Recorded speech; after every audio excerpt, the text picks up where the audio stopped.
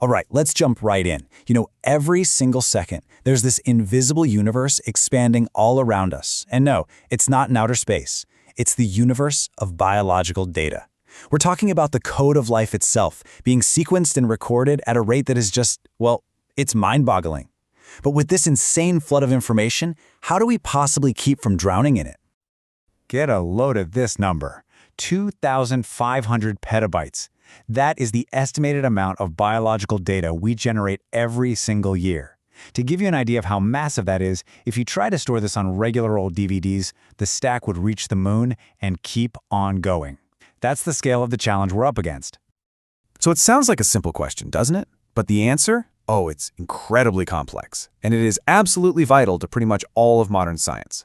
Where do we put all this data so that it's not just sitting there, but is actually, useful? Well, the answer is, we build a library. But not your typical library with books and shelves. We build a digital library for the code of life itself.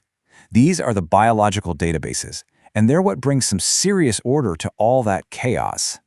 So what exactly is a biological database? Well, as you can see here, it's an organized digital collection, sure, but it is so much more than a giant spreadsheet. The keywords to focus on here are efficient and analysis. See, it's not just about holding the data. It's about building a system that lets scientists ask really complex questions and find meaningful answers. It's basically the life raft in that data tsunami we were just talking about.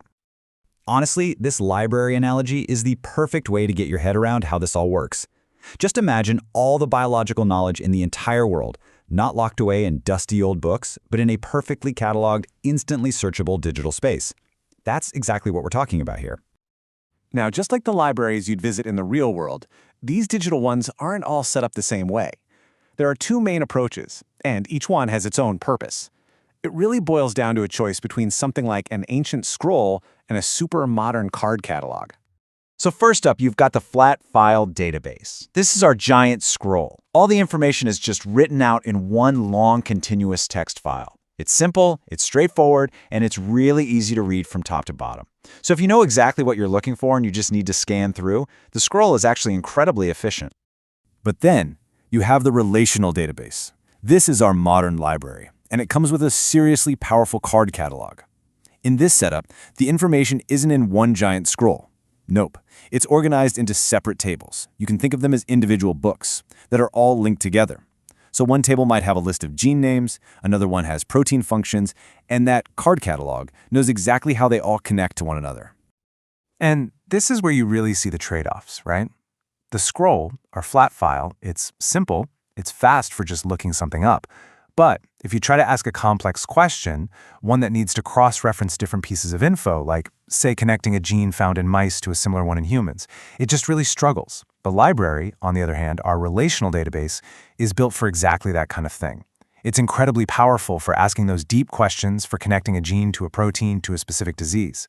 Plus, it cuts down on redundancy, so you're not writing the same info over and over again.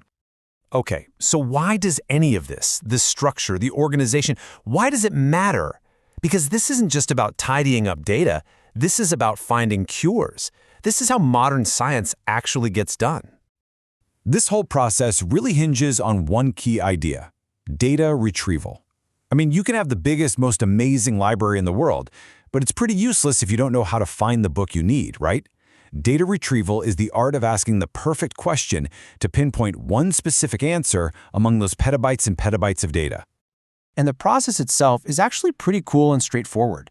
It all starts with a scientist having a fundamental research question, something like, hey, are there common genetic markers in patients who have this specific type of cancer?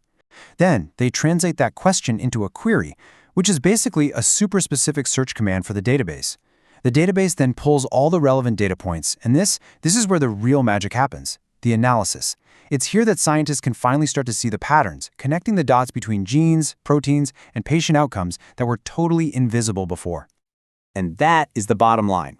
It's this ability to ask these really sophisticated questions across massive interconnected data sets that truly accelerates discovery.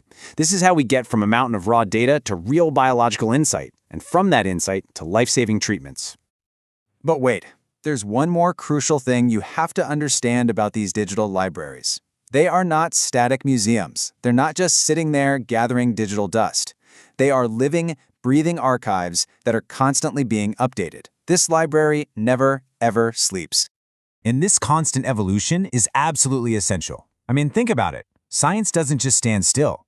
As new discoveries pop up, they have to be added. When someone finds an error in some of the older data, it has to be corrected. Even the organization system itself gets tweaked and improved to make data easier to access. All of this makes sure that scientists all over the world are working from the most accurate and reliable information possible. So when you really stop and think about it, these aren't just databases. They are the active, dynamic, collective memory of our entire biological understanding. Every single experiment, every single discovery adds to this shared global resource, pushing the boundaries of what we know just a little bit further. And that leaves us with a pretty fascinating thought to end on. We are still in the very early chapters of reading the book of life. As our ability to generate data just keeps growing exponentially, the power of these digital libraries is going to grow right along with it. The real question is, what incredible secrets about disease, about aging, about life itself, are just sitting there, waiting to be discovered on their digital shelves?